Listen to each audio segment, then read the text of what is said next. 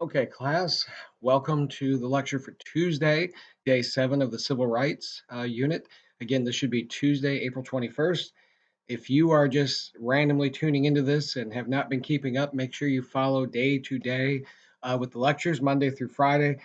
There'll be assignments certain days, and you want to make sure you get those in because a lot of those assignments have 24-hour deadlines. So, uh, we didn't take any notes yesterday. We got into all of the assassination sort of conspiracy theories and ideas, and you got to see my kids so excited to volunteer to recreate that.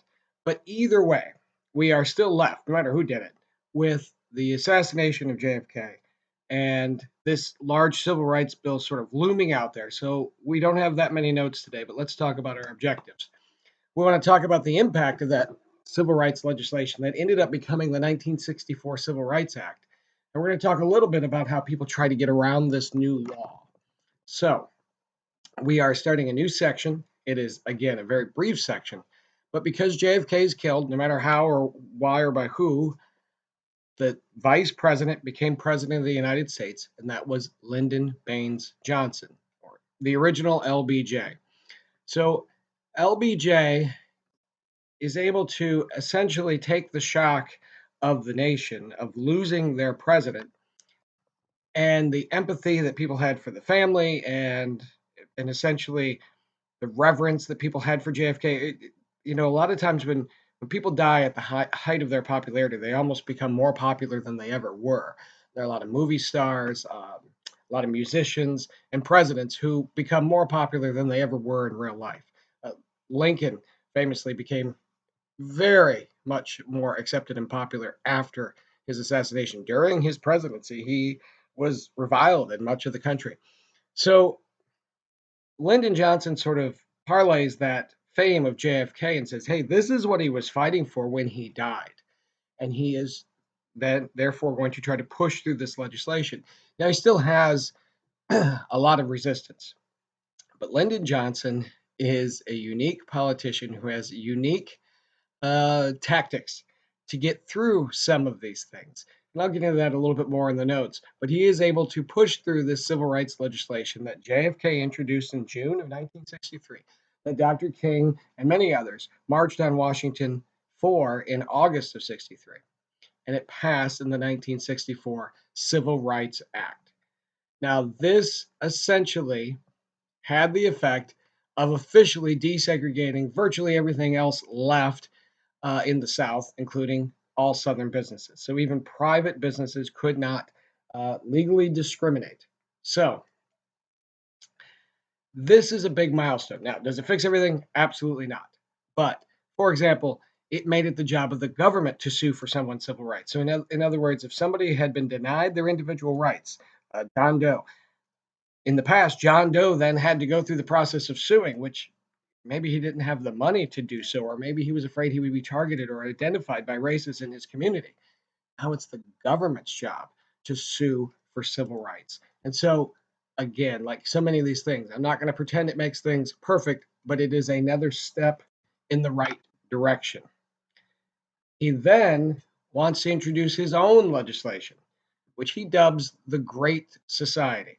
Now, he thought this would be sort of like FDR's New Deal. This was going to be this huge legislative piece that was going to, in his words, eliminate poverty. Now, I've got to give him credit for wanting to tackle such a problem, but I think it's pretty obvious this one did not work.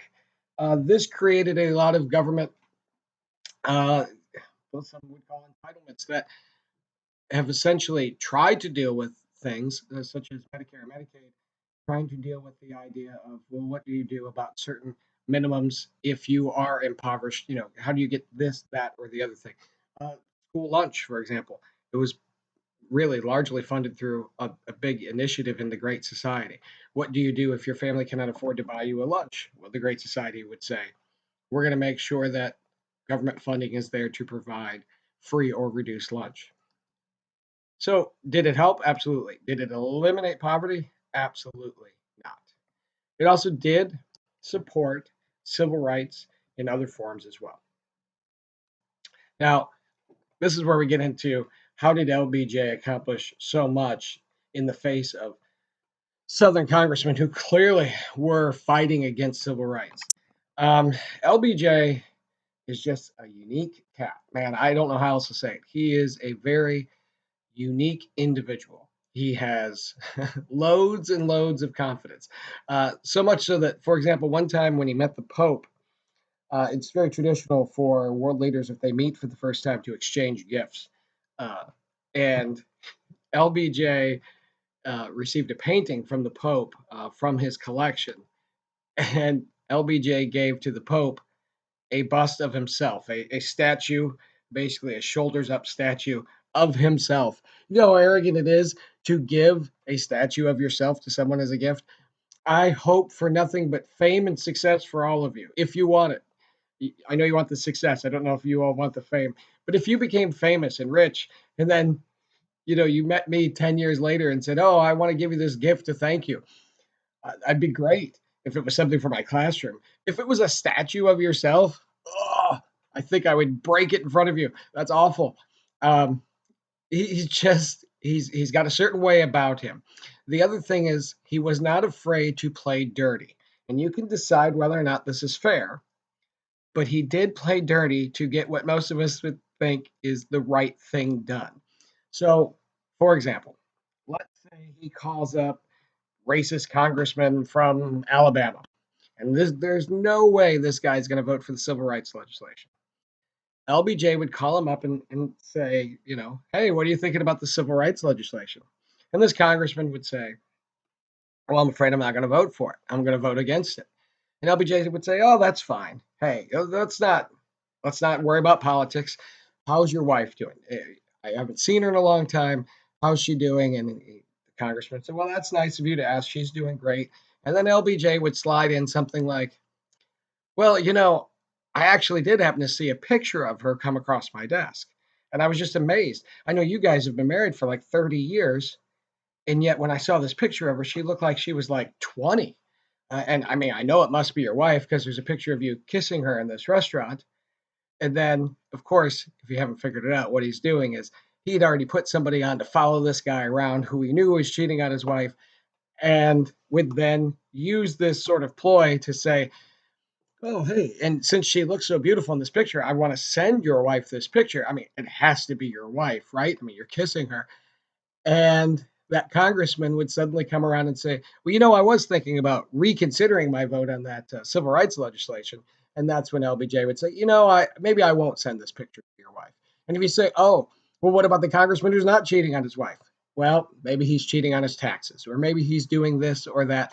And LBJ would leverage that sort of knowledge to use to basically make that person vote the way he thought, I think the way most of us thought that you should. So, good cause, pretty ugly tactics. Now, protests still continued.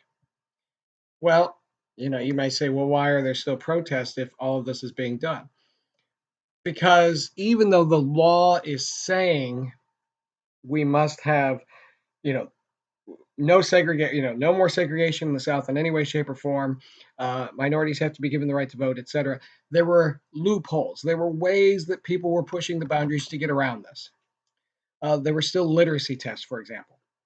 And you may say to yourself, well, giving somebody a literacy test is not in and of itself racist. Well, its application certainly was. But let's just back up. Should you be able to vote if you can't read or write? And I imagine a lot of you will say, well, no, if you can't read or write, maybe you shouldn't.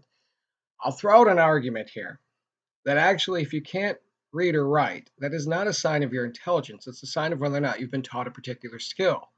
I'll take it a step further. We're actually all illiterate somewhere. Uh, Hopefully not in the United States, but in Spain or in France or in Russia.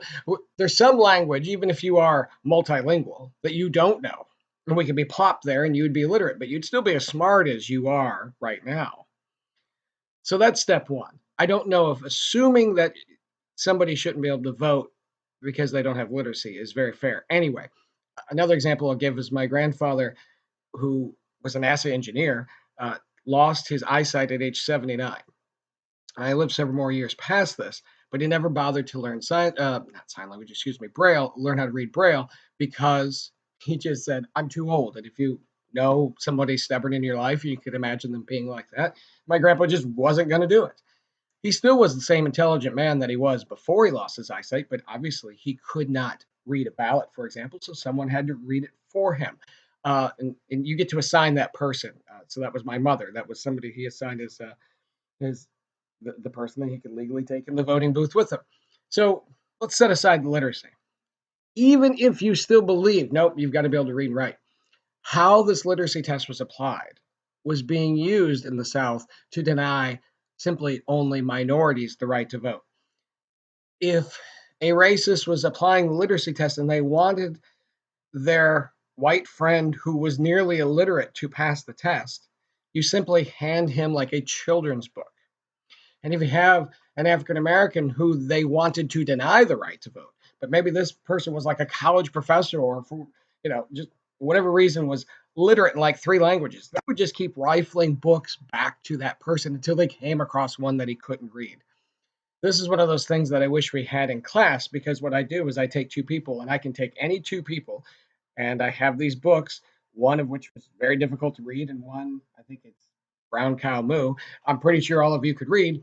And I can just switch it around in any class and say, I can make person A literate and person B illiterate, and then flip it and make it the other way because you're all literate, but I can manipulate it. And that's what was going on.